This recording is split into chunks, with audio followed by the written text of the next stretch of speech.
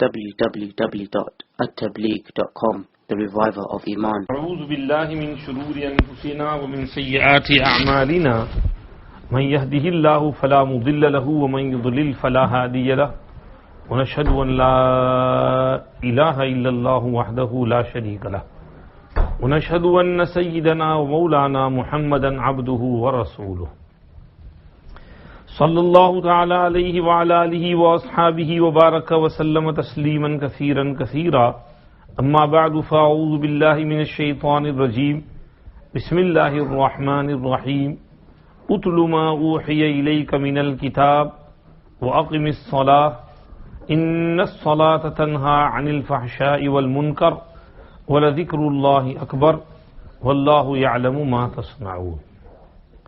صدق اللہ العظیم.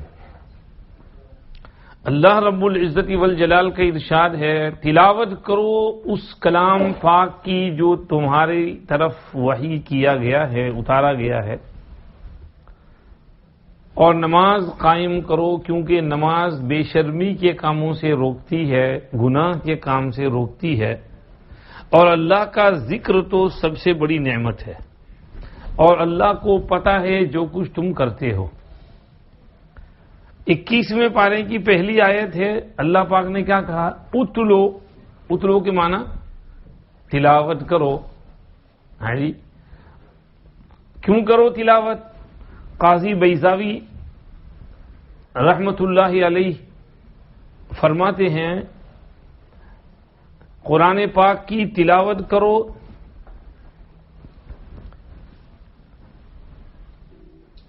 تقربا الى اللہ تعالی بقراءته وتحفظا لالفاظه واستکشافا لمعانیه، تاکہ اس کی تلاوت کے ذریعے تم کو اللہ کا قرب حاصل ہو، اور تاکہ اس کے الفاظ کی حفاظت ہو، اور تاکہ اس کے معانی تمہارے قلب پر کھلیں. حضرت مولانا قمر الزمان صاحب الہ آبادی اس کو بیان کر کے آگے لکھتے ہیں کہ حضرت شاہ وصی اللہ صاحب الہ آبادی رحمت اللہ علیہ فرمایا کرتے تھے، اس پر ایک اور چیز کا اضافہ کرو، وہ تلذذاً بقراءتہ، کہ اس کے پڑھتے ہوئے تم کو لذت محسوس ہوگی، لذت کے ساتھ پڑھو. اور فرماتے ہیں میں نے اس پر ایک اور چیز کا اضافہ کیا، وَتَسَنُّنًا بِسُنَّةِ النَّبِيِّ صلی اللہ علیہ وسلم، کہ نبی کریم صلی اللہ علیہ وسلم بھی قرآن پڑھتے تھے تو آپ کی سنت پر چلنے کے لیے. اب 5 چیزیں ہو گئیں. قرآن پاک کی تلاوت کرنی ہے. نمبر 1 تقرباً الی اللہ تعالی بقراءتہ، کیونکہ آپ جب اس کو پڑھو گے تو آپ کو اللہ کا قرب حاصل ہوگا. آج کل کچھ لوگ سوال کرتے ہیں مولوی صاحب قرآن سمجھ تو پڑتی نہیں بھی پڑھنے کا کیا فائدہ؟ میں نے قرآن کا ایک پیج یہاں سے لے کر اوپر سے لے کر ٹاپ سے باٹم تک نیچے تک پڑھا، مجھے ایک لفظ بھی اس میں سمجھ نہیں پڑی، تو اس کو پڑھنے کا فائدہ کیا ہے؟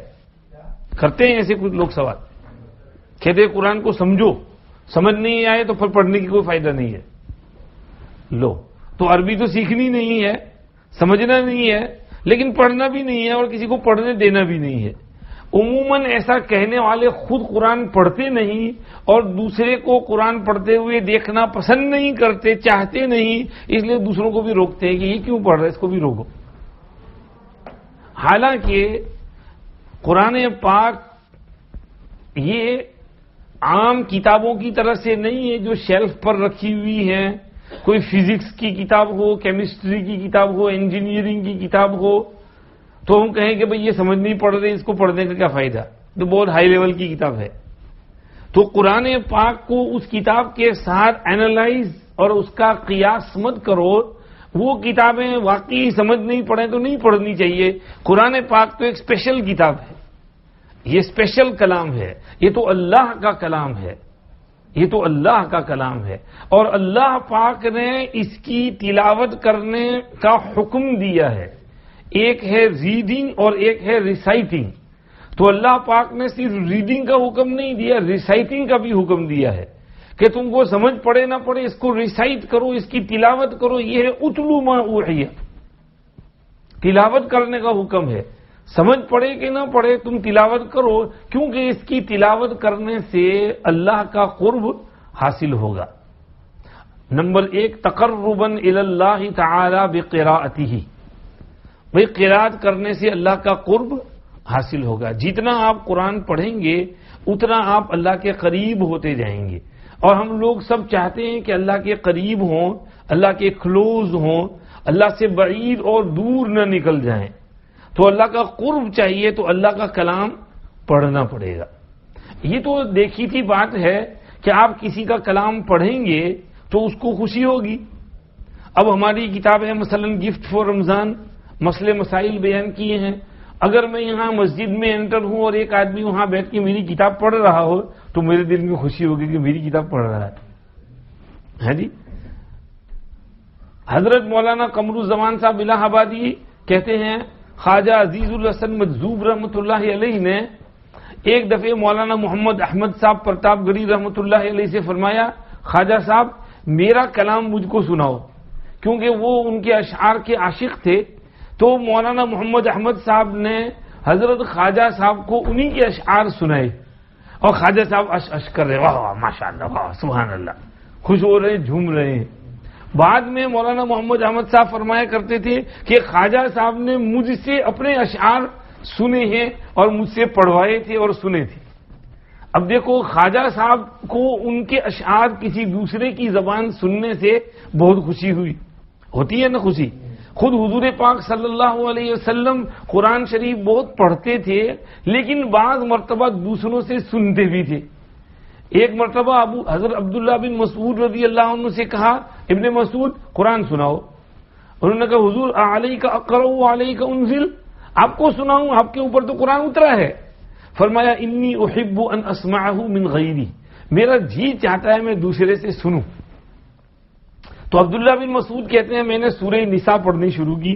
یا ایھا الناس اتقوا ربکم الذی خلقکم من نفس واحدہ وخلق منها زوجها وبث منهما رجالا كثيرا ونساء واتقوا الله الذی تساءلون به والارحام ان اللہ کان علیکم رقیبا. پڑھتا گیا یہاں تک کہ 5ویں پارے کے 3 رکوع تک پہنچا. فَكَيْفَ إِذَا جِئْنَا مِن كُلِّ أُمَّةٍ بِشَهِيدٍ وَجِئْنَا بِكَ عَلَى هَؤُلَاءِ شَهِيدًا يَوْمَئِذٍ يَوَدُّ الَّذِينَ كَفَرُوا وَعَصَوُا الرَّسُولَ لَوْ تُسَوَّىٰ بِهِمُ الْأَرْضُ وَلَا يَكْتُمُونَ اللَّهَ حَدِيثًا.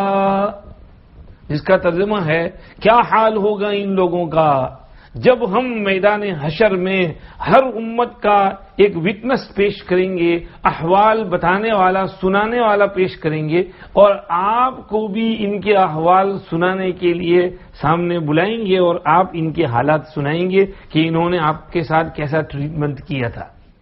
اس دن جنہوں نے کفر کیا تھا اور رسول کی نافرمانی کی تھی وہ تمنا کریں گے کہ ان کو زمین کے برابر کر دیا جائے اور ان کو مٹا کر فنا کر دیا جائے، ان کو وہاں سے ختم کر دیا جائے. وہ ایسی آرزو کریں گے.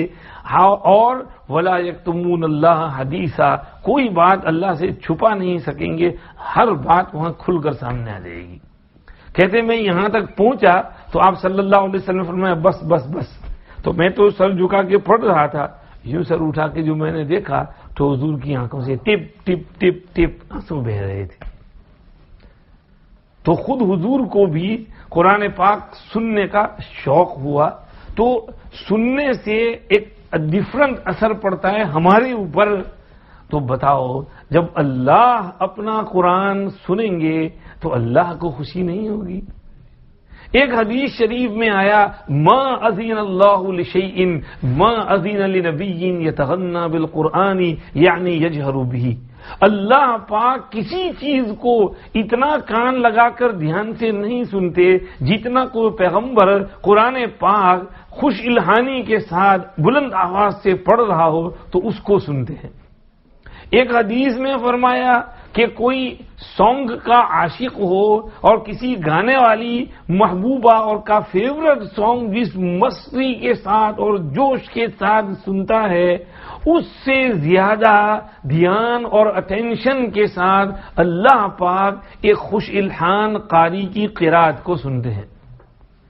تو قرآن جب پڑھا جاتا ہے تو اللہ پاک کو اس قاری کے ساتھ بہت محبت ہوتی ہے اور اللہ پاک بہت دھیان سے اس قرآن کو سنتے ہیں۔ اسی لیے قرآن کو لہجے کے ساتھ پڑھنا چاہیے، پلین قرآن نہیں، ایک دم سیدھا قرآن نہیں، ذرا اس میں ویوز اور اس میں تھوڑا لہجہ اور اونچ نیچ اور اپنے اندر قرآن کا تأثر اور اس کا ایفیکٹ اپنے اندر پیدا کرنا چاہیے۔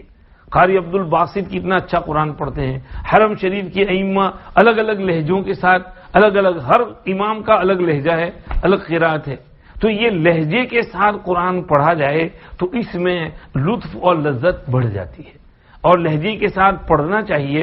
حضرت عبداللہ ابن مغفل مزنی رضی اللہ عنہ ایک دفعہ قرآن شریف پڑھ رہے تھے تو لوگ ان کے پاس بھیڑ کر دی، وہ کہا بھاگو یہاں سے، کیوں؟ آپ قرآن بہت اچھا پڑھ رہے تھے۔ ہاں مجھے ادھر ڈر لگ رہا ہے، یہ حضور کا لہجہ ہے، میں حضور کے ٹیون میں قرآن پڑھ رہا تھا، اور اگر میں ذرا اس کو اور جو کھینچوں نا تو تم سارے میرے پہ جمع ہو جاؤ یہاں پر میرے پاس، جاؤ جاؤ، مجھے یہ بھی اچھی نہیں لگتی ہے۔ ایک روایت میں ہے کہ آپ صلی اللہ علیہ وسلم نے نماز میں صرف سورہ والتین والزیتون پڑھی، اور اس میں جو حضور نے جو لہجہ کھینچا تو سارا مجمع اش اش کرنے لگا۔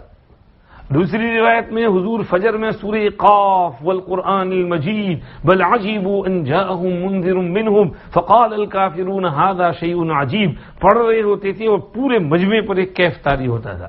صحابہ چاہتے تھے کہ حضور اور پڑھیں اور پڑھیں اور پڑھیں، مگر آپ صلی اللہ علیہ وسلم جانتے تھے کہ انسان ہے، تھک جائیں گے، اس لیے حضور تھوڑا پڑھ کر کے رک جاتے تھے۔ تو قرآن شریف کی تلاوت اچھے لہجے میں کرو اور اچھے انداز سے کرو، خود آپ بھی ہر شخص کا اپنا اپنا لہجہ، اپنے گھر میں ذرا بلند آواز سے پڑھو، لہجے کے ساتھ پڑھو، اور اگر من میں پڑھ رہے ہو تو بھی من میں ایک لہجہ ہونا چاہیے، یوں سر ہلا کر کے من میں لہجے کے ساتھ پڑھنا چاہیے کہ آپ کا وہ ایک ٹیون ہو، اس ٹیون کے ساتھ آپ پڑھیں گے تو پڑھنے میں لذت بھی ہوگی اور سپیڈ کے ساتھ بھی پڑھ سکیں گے، اور بغیر لہجے کے ایسے ہی پڑھیں گے تو اس میں وہ کوئی مزہ بھی نہیں آئے گا اور وہ زیادہ پڑھ بھی نہیں سکیں گے، اور تھوڑا سا پڑھ کے آپ تھک جائیں گے۔ تو لہجے کے ساتھ پڑھیے، دماغ میں ایک ٹیون کے ساتھ پڑھیے اور اس سے لطف اٹھائیے، مزہ اٹھائیے۔ قرآن شریف میں بہت لذت ہے، بہت برکت ہے۔ پہلی بات یہ ہوئی تقربا الی اللہ تعالی بقراءتہ، قرآن شریف کو ہم نے کیوں پڑھنا ہے؟ اللہ کا قرب حاصل کرنے کے لیے، کہ میں اللہ کے قریب چلا جاؤں، پہنچ جاؤں، اللہ کا مقرب بن جاؤں، اللہ کا محبوب بن جاؤں، اللہ کا پیارا بن جاؤں۔ حقیقت میں جو لوگ قرآن بہت پڑھتے تھے وہ اللہ کے سب سے قریب ہوتے تھے، مقرب ہوتے تھے۔ خود حضور پاک صلی اللہ علیہ وسلم تہجد کی ایک ایک رکعت میں 6 پارے پڑھ لیتے تھے، 6 پارے، اور حضور تو بہت اطمینان سے پڑھتے تھے۔ حضرت حذیفہ کی حدیث ہے کہ میں آیا، حضور تہجد پڑھ رہے تھے تو میں پیچھے کھڑا ہو گیا، تو حضور نے سورہ بقرہ شروع کی، میں نے سوچا کہ تھوڑا سا پڑھ کر رکوع کریں گے، لیکن آپ نے تو رکوع نہیں کیا۔ میں نے سوچا آدھی سورت پڑھ کر، رکوع نہیں کیا، پونی سورت، رکوع نہیں کیا، پوری سورت ختم کر کے رکوع کی، وہ پوری سورت ختم کر دی حضور نے، سورہ بقرہ 2.5 سپارہ فنش ہو گئی۔ میں نے سوچا اب رکوع کریں گے، اس پر بھی رکوع نہیں کیا، اس کے بعد والی سورہ آل عمران شروع کر دی۔ میں نے کہا بابا یہ تو دوسری سورت شروع ہو گئی۔ اچھا، میں نے سوچا چلو آدھی پڑھ کر گئے، نہیں رکوع کیا، پونی رکوع نہیں کیا، پوری کر دی، پھر اس کے بعد والی سورت شروع کر دی، حتیٰ کہ سورہ نساء پوری کی مائدہ پہ پہنچے تب جا کر رکوع کیا۔ اور آپ تلاوت میں ٹھہر ٹھہر کر پڑھتے تھے، کہیں جنت کی آیت آتی تو اللہ سے جنت مانگتے، دوزخ کی آیت آتی تو اللہ کی پناہ مانگتے دوزخ سے، خوشی کی آیت آتی تو خوش ہوتے، اللہ کا شکر کرتے، غمی کی آیت ہوتی تو افسوس کرتے، اس کیفیت کے ساتھ تلاوت کرتے تھے۔ تو تلاوت حضور خوب کرتے تھے، صحابہ خوب تلاوت کرتے تھے، مسجد نبوی میں آ کر تلاوت کرتے تھے، تہجد میں تلاوت کرتے تھے۔ ایک صحابی عباد ابن بشر تلاوت کر رہے تھے، آپ صلی اللہ علیہ وسلم نے ان کی تلاوت سن لی، بہت پسند آئی، فرمایا اوہو اس نے تو بہت اچھا رکوع پڑھا، میرا ذہن اس رکوع کی طرف گیا ہی نہیں تھا، اب آیا کہ واہ واہ سبحان اللہ، یہ تو کتنا پیارا رکوع ہے، کتنی پیاری آیتیں ہیں۔ ایک روایت میں ہے حضرت ابو موسیٰ الاشعری رضی اللہ عنہ تلاوت کر رہے تھے نماز میں، آپ صلی اللہ علیہ وسلم وہاں سے گزرے، تھوڑی دیر پیچھے کھڑے رہ کر ان کی تلاوت سنتے رہے، پھر چلے گئے۔ بعد میں جب ان سے ملاقات ہوئی تو کہا ابو موسیٰ میں تیرے پاس سے گزرا، تو قرآن پڑھ رہا تھا، تیری آواز بڑی پیاری ہے، ایسا لگتا ہے کہ تجھ کو تو اللہ پاک نے داؤد علیہ السلام کا گلا دے دیا ہے، کہ داؤد علیہ السلام کی بانسری جیسی تیری بانسری بجتی ہے۔ تو ابو موسیٰ الاشعری نے کیا کہا، اچھا حضور آپ نے میرا کلام سنا تھا؟ ارے یار مجھے پتا ہوتا تو میں ذرا اور لہجہ کھینچتا تاکہ آپ کی توجہ اور دعائیں ملتی، ذرا اور لہجے کے ساتھ پڑھتا۔ تو صحابہ تلاوت کرتے تھے مسجد میں آواز کے ساتھ لہجے سے پڑھتے تھے۔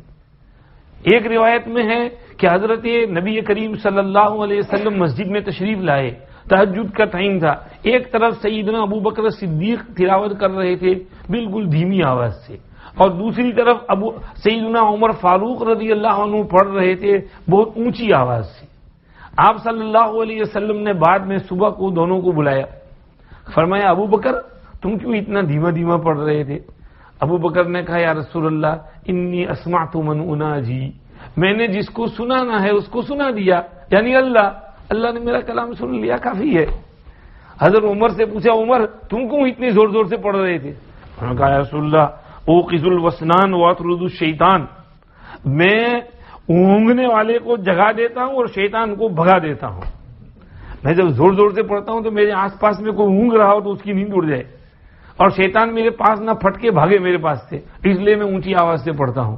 تو حضور نے فرمایا ابو بکر تم ذرا اپنی آواز اونچی کر لو، اور عمر تم اپنی ذرا آواز پست کر لو، نجی کر لو۔ تو یہ صحابہ قرآن شریف پڑھتے تھے۔ تہجد کے وقت مسجد نبوی میں ایک سما ہوتا تھا، پوری مسجد میں ایک ماحول نظر آتا تھا۔ بعض مرتبہ محلے میں کوئی نکلے تو گھر گھر سے قرآن کی تلاوت کی آواز آتی تھی، گھر گھر سے تہجد میں تلاوت کی آواز آتی تھی۔ یہ مدینہ شریف کا ماحول تھا، عورتیں بھی قرآن شریف پڑھ رہی ہوتی تھیں تہجد میں، حضرت عائشہ، حضرت حفصہ، ام سلمہ تہجد میں اٹھ کے قرآن شریف پڑھا کرتی تھی۔ تو قرآن شریف پڑھنے سے قرب حاصل ہوتا ہے، اسی لیے تو یہ لوگ اللہ کے بہت مقرب تھے، یہ لوگ کہ بہت قرآن پڑھتے تھے۔ اور پھر صحابہ کے بعد تابعین، تبع تابعین میں لے لو تو آپ کو بہت سے ایسے ملیں گے کہ جو عشاء کے وضو سے فجر کی نماز پڑھتے تھے، ایک دو نہیں۔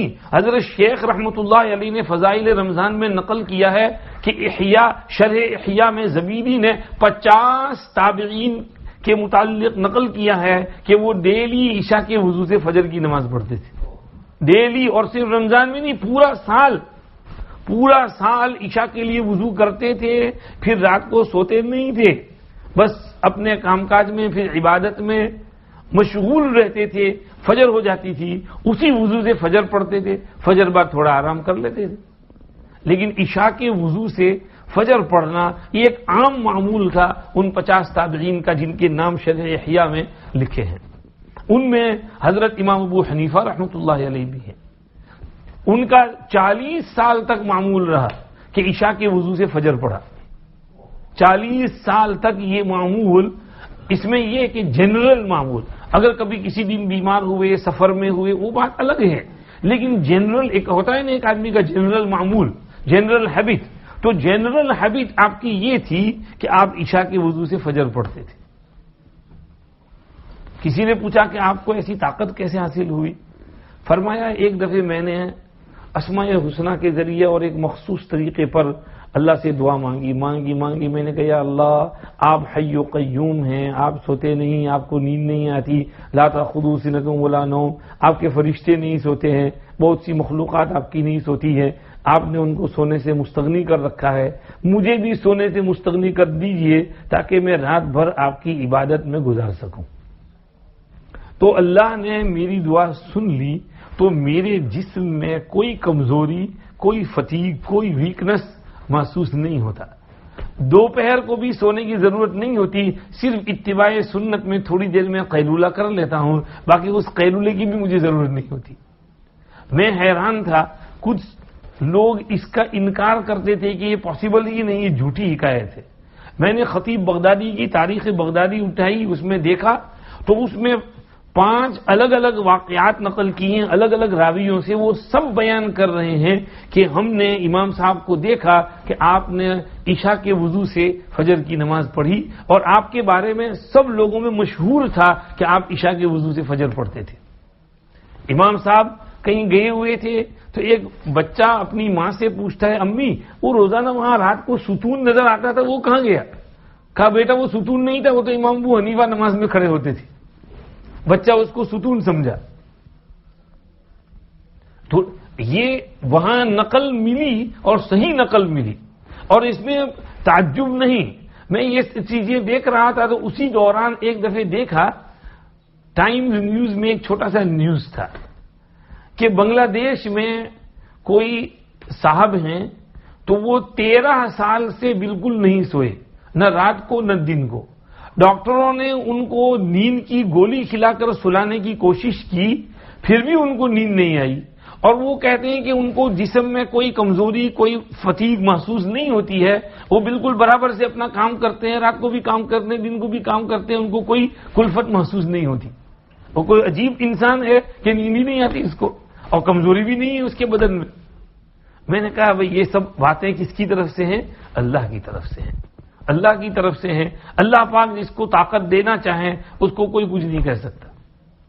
حضرت مولانا بلال صاحب دامت برکاتہم نے سنایا، ایک دفعہ ان کی مسجد میں کوئی جماعت آئی ہوئی تھی، اس میں ایک ساتھی تھے، وہ رات کو بہت کم سوتے تھے اور اکثر رات جلدی اٹھ جاتے تھے، تہجد پڑھتے تھے، تسبیح لے کے بیٹھے رہتے تھے، تسبیحات میں مشغول رہتے تھے۔ مولانا بلال صاحب ان دنوں شادی نہیں ہوئی تھی، مسجد ہی میں ہوتے تھے۔ تو مولانا بلال صاحب نے جب ان کو دیکھا تو ان سے پوچھا کہ بھئی یہ تم ہر وقت مسجد عبادت میں تم کو دیکھتا ہوں بہت کم سوتے ہو، کیا بات ہے؟ انہوں نے کہا مولانا صاحب میں نے جب اپنی زندگی کا پہلا چلہ لگایا تو میں نے پورا چلہ اللہ پاک سے دعا مانگی۔ میں نے کہا کہ یا اللہ آپ اپنے بندوں کو 6 گھنٹے کی نیند میں جتنا آرام دیتے ہیں اتنا آرام مجھ کو 2-3 گھنٹے کی نیند میں دے دیجئے تاکہ میں وہ باقی وقت آپ کی عبادت میں گزار سکوں۔ پورا چلہ میں مسلسل یہ دعا مانگتا رہا، اللہ نے میری دعا سن لی۔ اب مجھے 3 گھنٹے 3.5 گھنٹے میں وہ آرام مل جاتا ہے جو دوسروں کو 6-7 گھنٹے میں ملتا ہے، تو میں جلدی اٹھ جاتا ہوں، اپنی عبادت کرتا ہوں، تلاوت کرتا ہوں، تسبیحات پڑھتا ہوں، مجھے کوئی کمزوری تکلیف محسوس نہیں ہوتی۔ تو یہ نیند بھی اللہ کے قبضے میں ہے۔ یہ تابعین اللہ کے مقرب تھے، وہ قریب ہو گئے، مقرب ہو گئے تھے، کیوں؟ ایک ریزن بڑا، یہ قرآن پڑھنا۔ اور امام صاحب رحمۃ اللہ علیہ تو بہت سی مرتبہ ایک رکعت میں پورا قرآن شریف پڑھ جاتے تھے۔ حقیقت میں آپ کہیں گے یہ ممکن نہیں، ارے بھائی ابھی ساؤتھ افریقہ میں ایک حافظ صاحب ہیں، بڑی عمر کے ہیں، حفظ پڑھاتے ہیں، اور وہاں پر آج کل ونٹر ہے کیونکہ وہ ساؤتھ میں ہے تو راتیں لمبی ہیں ان کی، تو ان کی عادت ہے کہ ہر سال رمضان کی پہلی شب میں ایک رکعت میں پورا قرآن پڑھتے ہیں، پھر باقی 19 رکعت میں الحم طرح سے پڑھ لیتے ہیں، چھوٹی چھوٹے، لیکن ایک رکعت میں پورا قرآن۔ بڑی عمر والے ہو گئے ہیں حافظ صاحب، معمر ہیں، لیکن وہ برابر کھڑے رہتے ہیں۔ ابھی ٹیکسٹ آیا واٹس ایپ پر، اس میں لکھا تھا کہ حافظ صاحب نے کتنے بجے، شاید 10 بجے شروع کیا اور 5:30 بجے قرآن اور 20 رکعت تراویح پوری کی۔ ایک رکعت میں پورا قرآن پڑھ لیا، پھر باقی 20 رکعت جو ہے وہ چھوٹی چھوٹی صورتوں سے پڑھ لی۔ تو اس وقت بھی ایک رکعت میں پورا قرآن پڑھنے والے موجود ہیں، ایک رکعت میں تو نہیں۔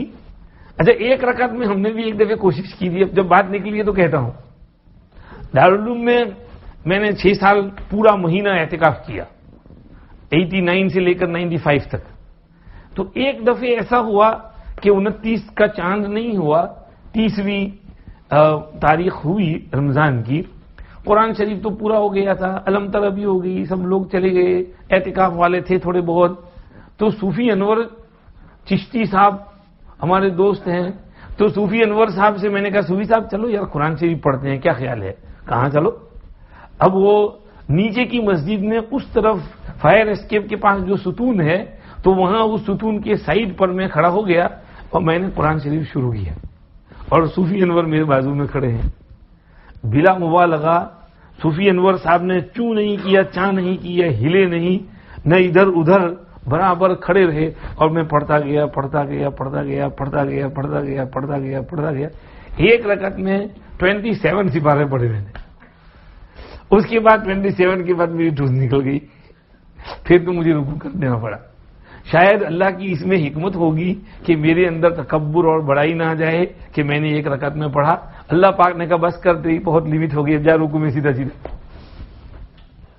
اور ایک مرتبہ آج سے چند سال پہلے لندن میں ایک رات میں ہم نے پورا ختم کیا جماعت کے ساتھ. 30واں اسی طرح ہوا.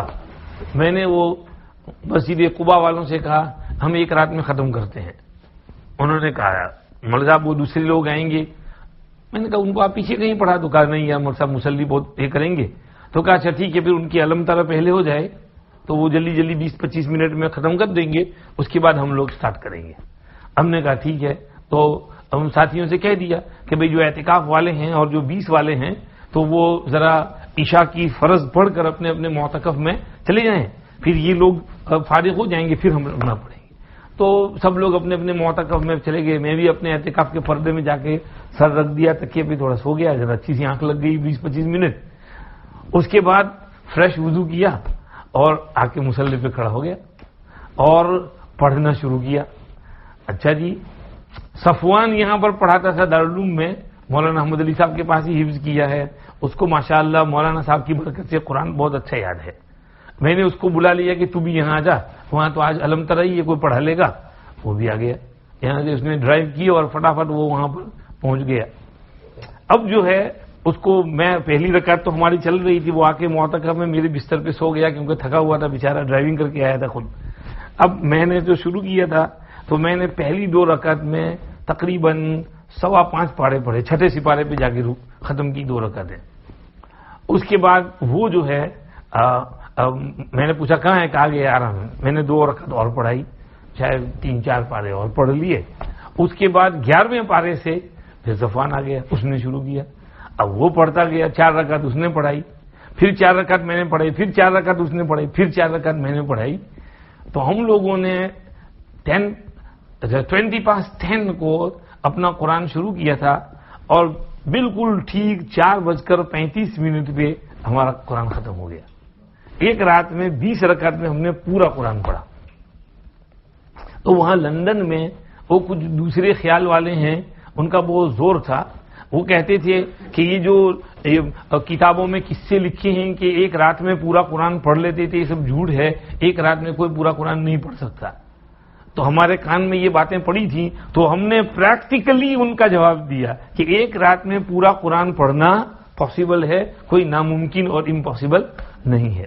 اچھا، اب وہاں ان لوگوں نے وہاں پر ایسا کیا تھا کہ ٹیکس بھیج دیا تھا، تو دوسری مسجد والے بھی بہت سے آ گئے تھے پورا قرآن پڑھنے کے لیے سچ مچ.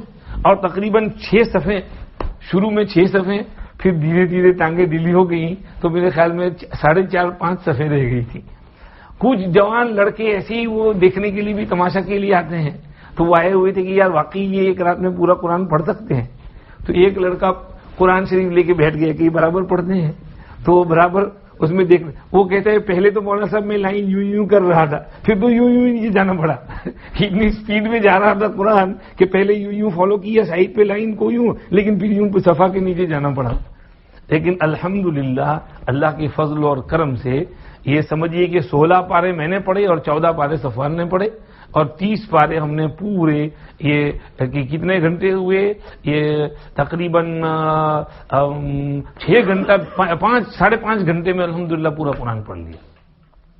تو قرآن شریف یہ حضرات سلف صالحین سچ مچ ایک رات میں پورا قرآن پڑھ لیتے تھے. یہ کوئی ناممکن چیز نہیں ہے، یہ ممکن ہے اور سچے قصے ہیں.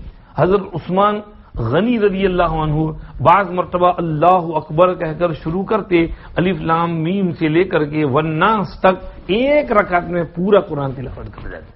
حضرت تمیم داری رضی اللہ عنہ، حضرت سعید ابن جبیر رضی اللہ عنہ، حضرت امام ابو حنیفہ، ان چار کے بارے میں بہت مشہور ہے کہ یہ بہت مرتبہ ایک رکعت میں پورا قرآن پڑھ جاتے تھے. باقی اس کے علاوہ قرآن رات کو بہت پڑھتے تھے، اور رمضان کے مہینے میں تو دن کا ایک ختم کرتے، رات کا ایک ختم کرتے، اور ایسا ایک ختم کرنے والے تو بہت تھے، بے شمار، ان کے نام بھی نہیں گن سکتے ہم. حضرت امام شافعی رحمۃ اللہ علیہ کا تو عام معمول تھا کہ دن کا ایک ختم، رات کا ایک ختم. امام شافعی رحمۃ اللہ علیہ بہت اچھے قاری تھے، بہت خوش الحان تھے، تیز قاری تھے.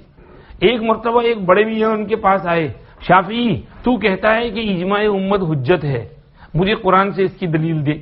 امام صاحب نے کہا اور کوئی اور دلیل نہیں چاہیے، قرآن سے اس کی دلیل چاہیے. امام شافعی کہتے میں تو چونکہ بڑے میاں تھے، معمر تھے، تو ان کے احترام میں بھی ذرا ہل گیا.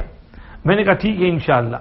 تو میں نے قرآن پڑھنا شروع کیا اور ایک مرتبہ پورا قرآن پڑھ گیا، پھر دوبارہ پڑھنا شروع کیا، دوسری مرتبہ پورا قرآن پڑھ گیا، تیسری مرتبہ پڑھتے پڑھتے 5ویں پارے کے پون پر اس آیت پر پہنچا وَمَن يُشَاقِقِ الرَّسُولَ مِن بَعْدِ مَا تَبَيَّنَ لَهُ الْهُدَى وَيَتَّبِعْ غَيْرَ سَبِيلِ الْمُؤْمِنِينَ نُوَلِّهِ مَا تَوَلَّى وَنُصْلِهِ جَهَنَّمَ وَسَاءَتْ مَصِيرًا. جو شخص بھی رسول کی مخالفت کرے جبکہ ہدایت واضح ہو چکی ہے اور مومنین کے سبیل کے علاوہ کسی اور سبیل پر چلے، مومنین کے راستے کے علاوہ کوئی اور راستہ اختیار کرے، تو ہم اس کو اس راستے پر جانے دیں گے جدھر وہ چلا ہے، اور اس کو پھر جہنم میں پہنچائیں گے، اور جہنم بہت برا ٹھکانہ ہے. تو اس میں سبیل المومنین کا جو لفظ کہا اس سے معلوم ہوا کہ مومنین کے راستے پر چلنا ضروری، اور جس پر تمام مومنین کا اجماع ہو جائے وہ حجت ہے. تو دوسرے دن جب بڑے میاں آئے تو میں نے ان سے کہا چاچا اس آیت سے معلوم ہوتا ہے کہ امت کے علماء اور ائمہ اور فقہا کسی مجلس پر اکٹھے ہو جائیں تو وہ مومنین کا سبیل ہے اور اس پر چلنا ضروری ہے اور ان کا اجماع حجت ہے. چاچا نے کہا شکریہ، خوش ہو گئے چاچا اور تسلی ہو گئی کہ الحمدللہ. تو انہوں نے بڑی اچھی دلیل قرآن سے پیش کر دی. تو اس میں کہنے کی چیز یہ ہے کہ حضرت امام شافعی رحمۃ اللہ علیہ نے 2 دفعے پورا قرآن پڑھ لیا، تب جا کر تیسری دفعہ خدا نے ان کے دل میں الہام فرمایا کہ اس آیت سے تمہاری دلیل نکلتی ہے. تو یہ حضرات قرآن کے کیسے عاشق تھے کہ وہ پڑھتے جاتے تھے، پڑھتے جاتے تھے، پڑھتے جاتے تھے، پڑھتے جاتے تھے. حضرت مولانا یوسف بنوری رحمۃ اللہ علیہ کے حالات میں لکھا ہے، فرماتے ہیں ایک دفعہ رمضان کا مہینہ تھا تو میرے یہاں میرے ایک دوست بنوری ٹاؤن کراچی میں تشریف لائے، تو میں نے ان سے کہا کہ اچھا وہ قاری بہت اچھے تھے، بہت اچھے قاری تھے. تو میں نے ان سے کہا کہ یار ہم بیٹھ کر کے گپ شپ لگائیں، اس کے بجائے تم کھڑے ہو جاؤ نا، ذرا نماز میں قرآن سنانا شروع کر دو، دیکھ لو جتنا پڑھ سکو پڑھ لو. انہوں نے کہا ٹھیک ہے. انہوں نے پڑھنا شروع کیا. مولانا صاحب فرماتے ہیں کہ وہ پڑھتے گئے اور سوٹوں کے ایک اسٹیشن کے بعد دوسرا اسٹیشن کرتے گئے بس وہ انہوں نے ایک رکعت میں پورا قرآن سنا دیا. اسٹیشن پہ اسٹیشن کرتے گئے سورت کا، پڑھتے گئے اور میں بھی بڑے لطف و لذت کے ساتھ کھڑا سنتا ہی رہا. ان کی قرات نے اتنا لطف آیا.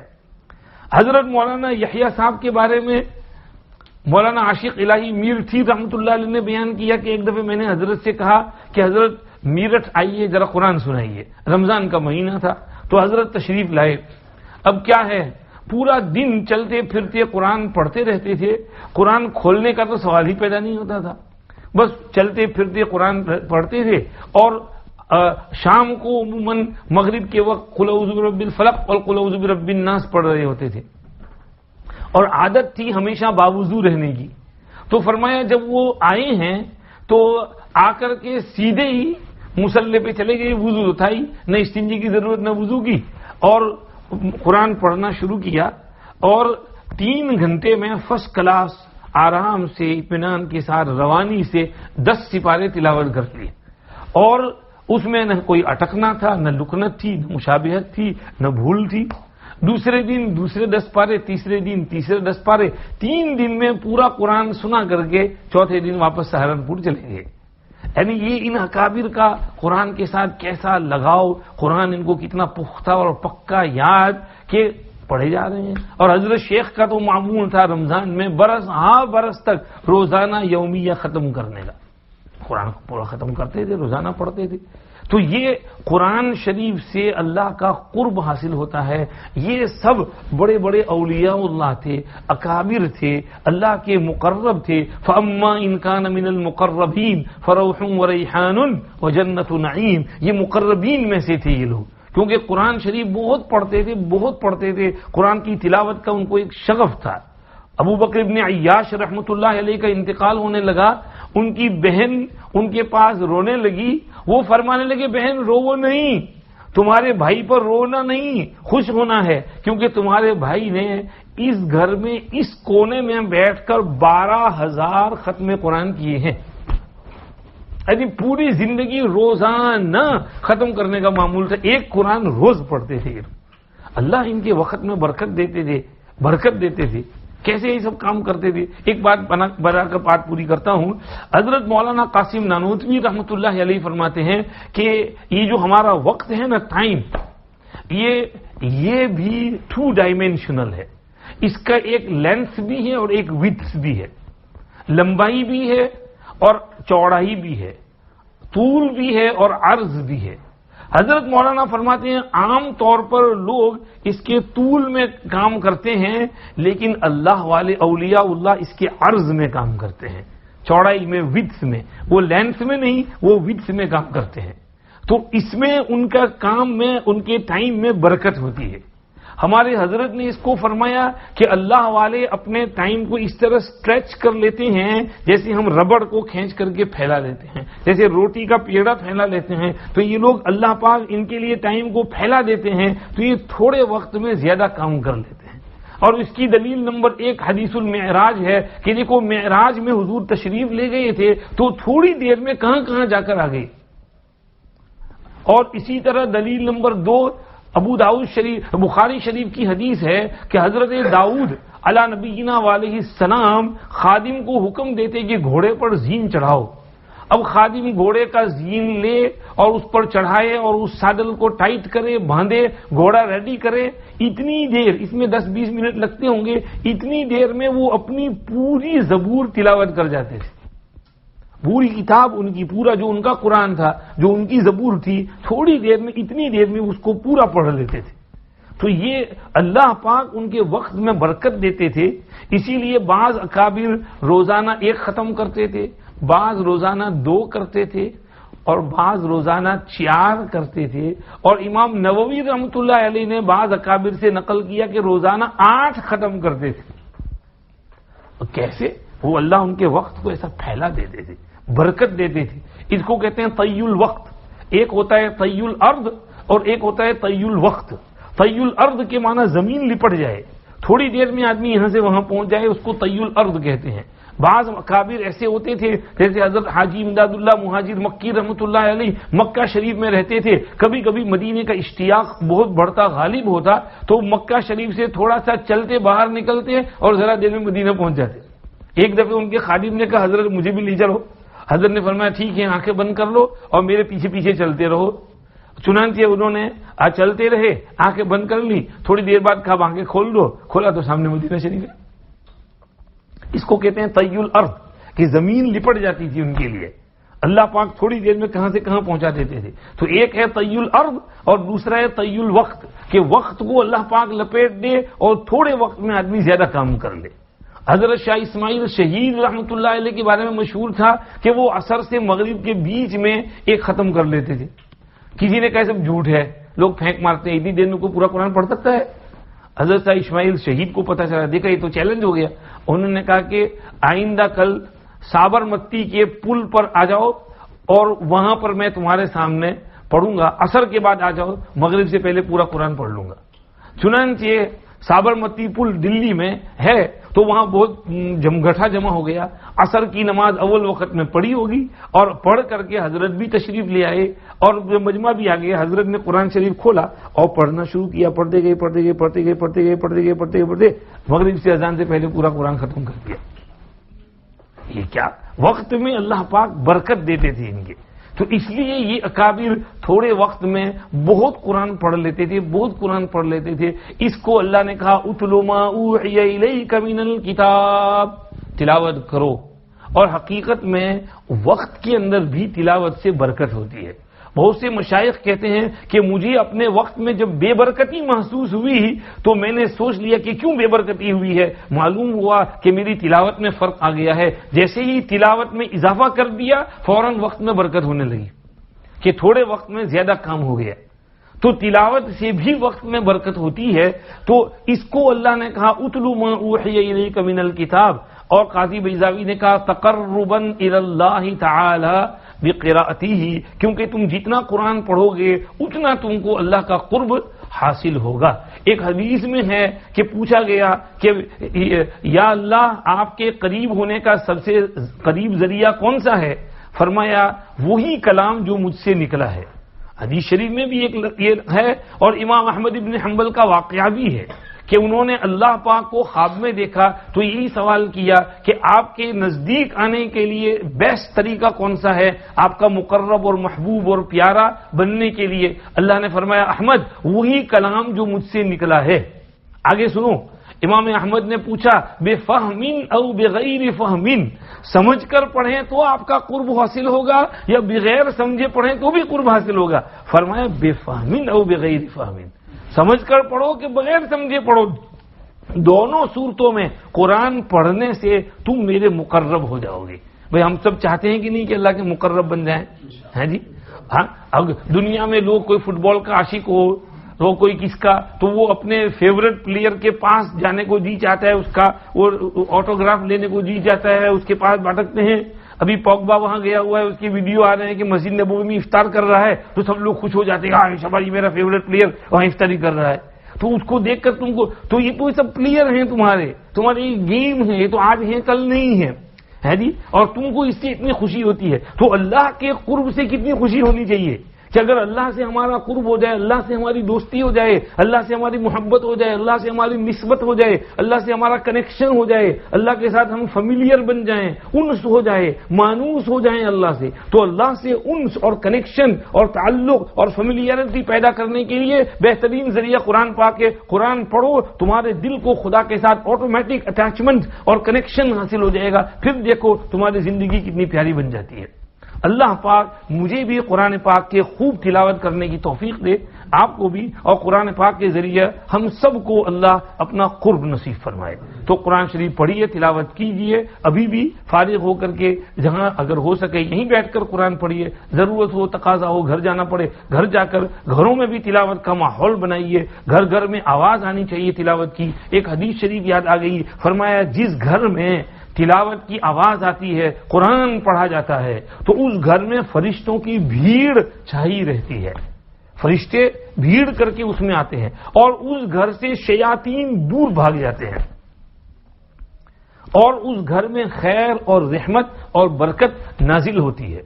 اور جس گھر میں تلاوت نہ کی جائے، قرآن نہ پڑھا جائے، نہ مرد قرآن پڑھے، نہ عورت قرآن پڑھے، نہ بچے قرآن پڑھے، نہ بچی قرآن پڑھے، تو وہاں فرشتے کی بھیڑ بھی نہیں ہوتی، الٹے شیطان کی بھیڑ ہو جاتی ہے اور وہ گھر خیر اور برکت سے محروم ہو جاتا ہے. تو اس لیے قرآن شریف کی تلاوت کرو تاکہ فرشتوں کی بھیڑ ہو ہمارے گھروں میں، شیطان بھاگے، اور تاکہ ہمارے گھروں پر رحمت اور برکت اور خیر اور بھلائی نازل ہو. مستورات کو بھی گھروں میں خوب تلاوت کرنی چاہیے. اللہ پاک توفیق نصیب فرمائے. درود شریف پڑھ لے، دعا کر لیتے ہیں. باقی انشاءاللہ کل کریں گے. کل بھی میں آؤں گا انشاءاللہ، کل بھی انشاءاللہ اسی کو کنٹینیو کریں گے. درود شریف پڑھ لیں. سبحانك اللهم وبحمدك نشهد أن لا إله إلا أنت نستغفرك ونتوب إليك اللهم لك الحمد ولك الشكر اللهم لا أحصي ثناء عليك أنت كما أثنيت على نفسك اللهم صل على سيدنا محمد النبي الأمي وعلى آله وأصحابه وسلم تسليما ربنا آتنا في الدنيا حسنة وفي الآخرة حسنة وقنا عذاب النار رب اغفر وارحم وأنت خير الراحمين اللهم نور قلوبنا بالقرآن وزين أخلاقنا بالقرآن ونجنا من النار بالقرآن وادخلنا الجنة بشفاعة القرآن اللهم اجعلنا من أهل القرآن الذين هم أهلك وخاصتك وأولياؤك يا رب العالمين اللهم اجعل القرآن العظيم ربيع قلوبنا ونور صدورنا وجلاء أحزاننا وذهاب همومنا وغمومنا وكروبنا يا رب العالمين اللهم ذكرنا منه ما نسينا وعلمنا منه ما جهلنا وارزقنا تلاوته آناء الليل وأطراف النهار واجعله لنا حجة يا رب العالمين وارزقنا أن نتلوه على النحو الذي يرضيك عنا یا رحم الراحمین محض اپنے فضل و کرم سے ہم سب کی مغفرت فرما دیجیے پوری امت کی مغفرت فرما دیجیے رحم کر دیجیے کرم کر دیجیے معاف کر دیجیے آپ کے فضل اور کرم سے جو باتیں آپ نے کہلوائیں یا اللہ اس کو ہمارے دلوں میں بٹھا دیجیے جمع دیجیے قرآن پاک سے ہم سب کو عشق عطا فرمائیے قرآن پاک کا شغف نصیب فرمائیے قرآن پاک کے ساتھ شدید محبت عطا فرمائیے اور قرآن پاک کو پڑھ کر آپ کا قرب حاصل کرنے کی توفیق عنایت فرمائیے ہم سب کو آپ کے مقرب اور محبوب اور پیارے بندوں میں شامل فرمائیے ہمارے روزے آسان فرمائیے قبول فرمائیے ہماری تراویح قبول فرمائیے ہماری ٹوٹی پھوٹی عبادتیں قبول فرمائیے ہماری کوتاہیوں کو معاف فرمائیے ہماری غلطیوں کو معاف فرمائیے ہماری کمزوری اور سستی اور غفلت کو معاف فرمائیے ہمارے اللہ ہر قسم کے چھوٹے بڑے گناہوں کو معاف فرمائیے ہر خیر سے ہم سب کو مالا مال فرمائیے ہر شر سے ہم سب کی حفاظت فرمائیے ربنا تقبل منا انك انت السميع العليم وتب علينا انك انت التواب الرحيم وصلى اللهم وسلم على سيدنا محمد وعلى اله وصحبه اجمعين برحمتك يا ارحم الراحمين